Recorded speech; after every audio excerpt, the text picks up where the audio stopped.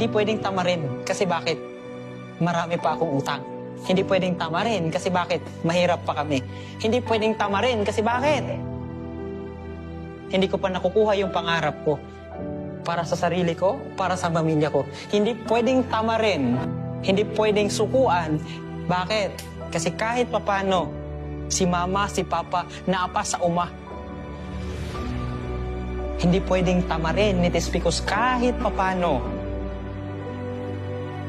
yung bawat pangarap na meron kayo, hindi nyo pa nakukuha.